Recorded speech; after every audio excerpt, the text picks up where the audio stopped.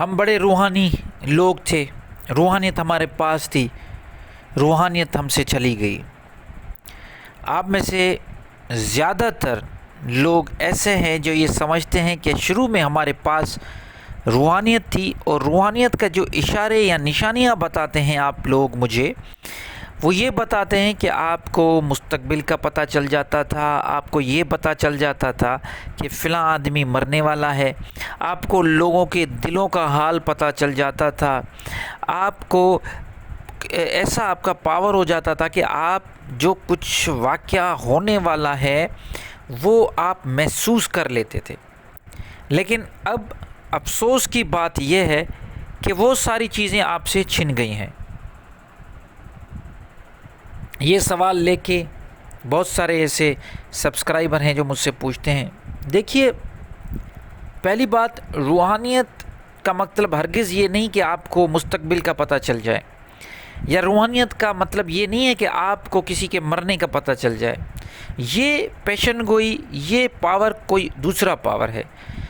روحانیت کا مطلب ہے آپ کو باطن کا علم ہو۔ باطن مطلب اپنے وجود، جو باطنی وجود ہے اپنا، کسی اور کا نہیں۔ یہ ایک پاور ہوتا ہے، یہ ایسا علم ہے جس سے آپ کو حقیقت کا معلوم پڑتا ہے اور معرفت الہی ملتا ہے۔ وہ جو دوسری چیزیں ہیں، آپ کو کوئی مخلوق نظر آ رہی ہے، آپ کو جن آپ کو نظر آ رہے ہیں، آپ کے کنٹرول میں آ رہے ہیں، آپ کو خواب میں ایسی باتیں نظر آتی ہیں، یا آپ لوگوں کو کے مرنے کی خبر دے رہے ہیں، مستقبل کی چیزیں بتا رہے ہیں، تو یہ تو ایک جو ذائچہ نکالتا ہے یا ایسٹرولوجی پہ کام کرتا ہے، وہ بھی ایسا کام کرتا ہے۔ اس کا مطلب یہ نہیں ہے کہ اس کو روحانیت کا پتہ ہے۔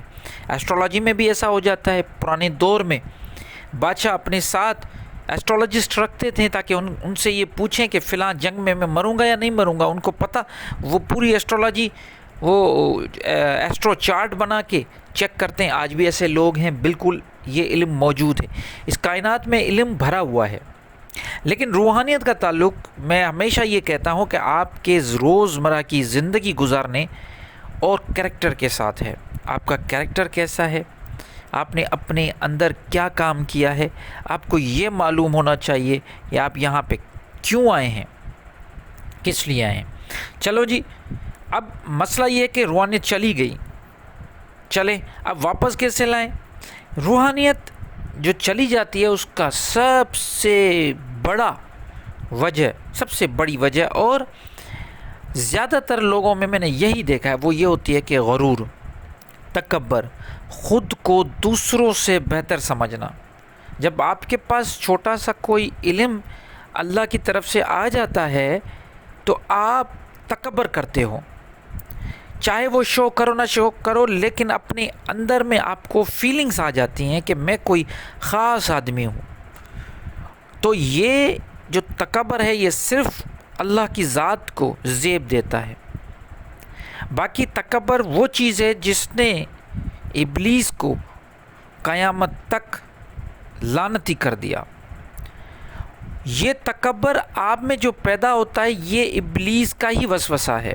کبھی بھی تکبر مت کرنا، خود کو سمجھنا مت، اپنی انا کو آگے نہ لے کے آنا۔ جب روحانیت تھوڑی بہت ملتی ہے تو یہ چیزیں آ جاتی ہیں، تکبر، انا، سیلف رسپیکٹ، یہ ایسی چیزیں آپ کو فیلنگ آتی ہے، اور خود کو تھوڑا دوسروں سے بہتر سمجھنا بالکل غلط ہے۔